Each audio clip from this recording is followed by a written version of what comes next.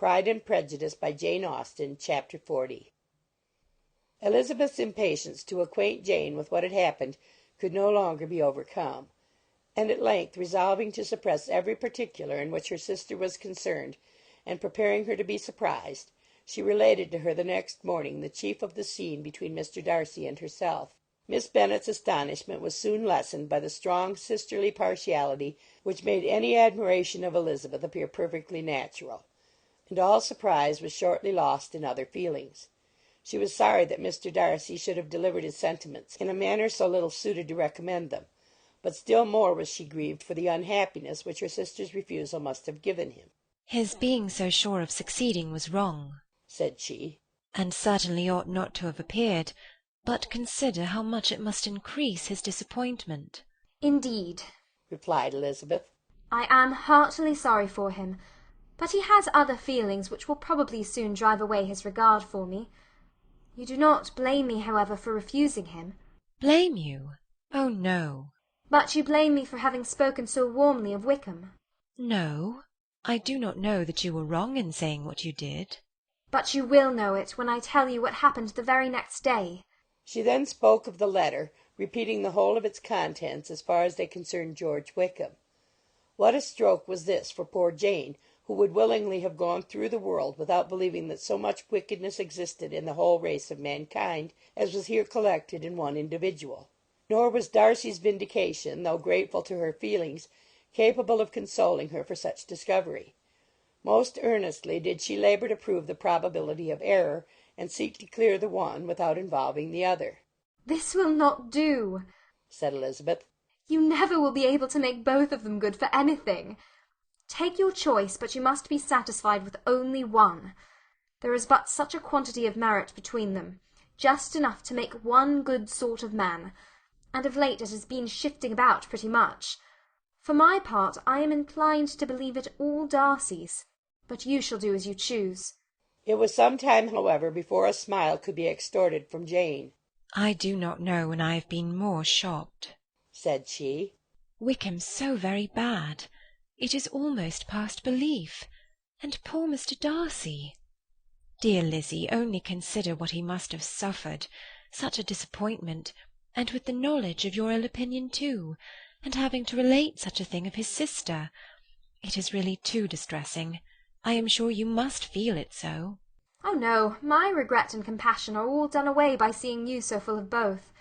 I know you will do him such ample justice that I am growing every moment more unconcerned and indifferent. Your profusion makes me saving, and if you lament over him much longer, my heart will be as light as a feather." Poor Wickham! There is such an expression of goodness in his countenance, such an openness and gentleness in his manner. There certainly was some great mismanagement in the education of those two young men. One has got all the goodness, and the other all the appearance of it. I never thought Mr. Darcy so deficient in the appearance of it as you used to do.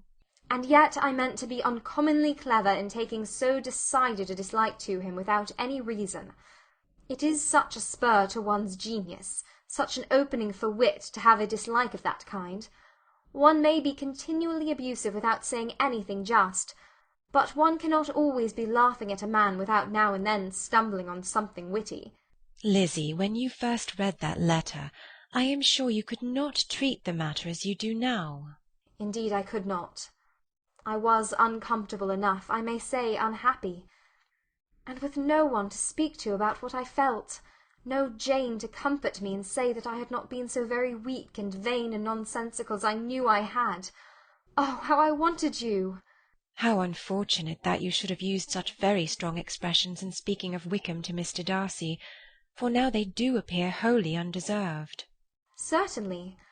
But the misfortune of speaking with bitterness is a most natural consequence of the prejudices I had been encouraging. There is one point on which I want your advice.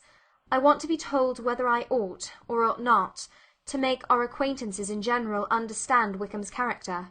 Miss Bennet paused a little, and then replied, "Surely there can be no occasion for exposing him so dreadfully.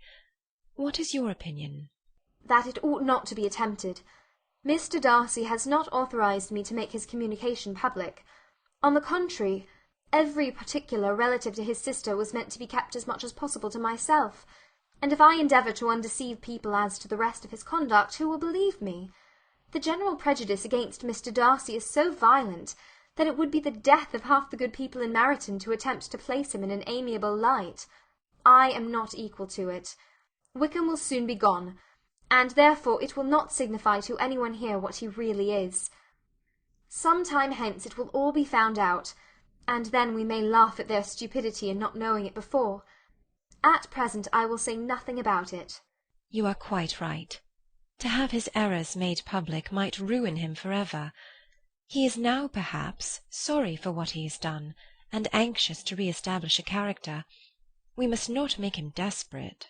The tumult of Elizabeth's mind was allayed by this conversation. She had got rid of two of the secrets which had weighed on her for a fortnight, and was certain of a willing listener in Jane whenever she might wish to talk again of either. But there was still something lurking behind, of which prudence forbade the disclosure. She dared not relate the other half of Mr. Darcy's letter, nor explain to her sister how sincerely she had been valued by her friend. Here was knowledge in which no one could partake, and she was sensible that nothing less than a perfect understanding between the parties could justify her in throwing off this last encumbrance of mystery. And then, said she, if that very improbable event should ever take place, I shall merely be able to tell what Bingley may tell in a much more agreeable manner himself. The liberty of communication cannot be mine till it has lost all its value. She was now, on being settled at home, at leisure to observe the real state of her sister's spirits. Jane was not happy. She still cherished a very tender affection for Bingley. Having never even fancied herself in love before, her regard had all the warmth of first attachment, and from her age and disposition greater steadiness than most first attachments often boast. And so fervently did she value his remembrance, and prefer him to every other man, that all her good sense and all her attention to the feelings of her friends were requisite to check the indulgence of those regrets which must have been injurious to her own health and their tranquillity. "Well, Lizzie," said Mrs. Bennet one day, "what is your opinion now of this sad business of Jane's? For my part, I am determined never to speak of it again to anybody. I told my sister Philip so the other day, but I cannot find out that Jane saw anything of him in London. Well, he is a very undeserving young man, and I do not suppose there's the least chance in the world of her ever getting him now. There is no talk of his coming to Netherfield again in the summer, and I have inquired of everybody, too, who is likely to know." I do not believe he will ever live at Netherfield any more.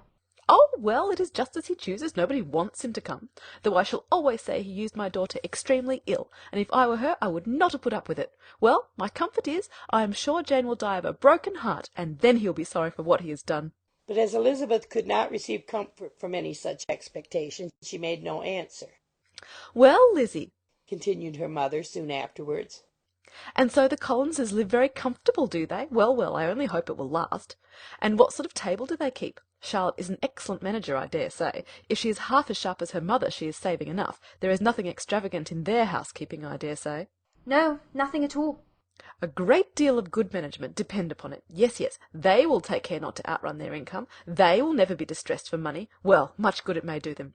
And so I suppose they often talk of having Longbourn when your father is dead. They look upon it quite as their own, I dare say, whenever that happens." It was a subject which they could not mention before me. "No, it would have been strange if they had, but I make no doubt they often talk of it between themselves. Well, if they can be easy with an estate that is not lawfully their own, so much the better. I should be ashamed of having one that was only entailed upon me." End of chapter 40.